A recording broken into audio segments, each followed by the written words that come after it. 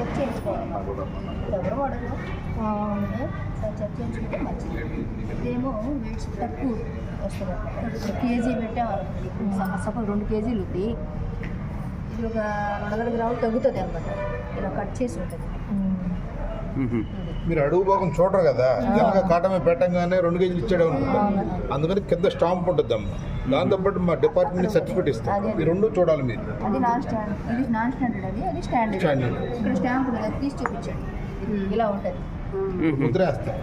Okay okay sir, ఈ విషయాలు మాకు కూడా తెలియచ్చు. అందుకని చూడండి, అతను సీలేస్తారు టీచర్ తెలుసుకుంటే వాళ్ళు ఎడ్యుకేట్ చేయొచ్చు.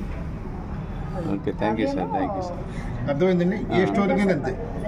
సిఐ వెయిట్స్ అంటారు. CI weights, cast iron weights. అంటే ఇనుమును కోత పోస్తారు కాబట్టి క్యాస్ట్ ఐరన్ అంటారు. అవునవును. తర్వాత ఏం తెలుసు కదా, పాల కేంద్రాలు అక్కడ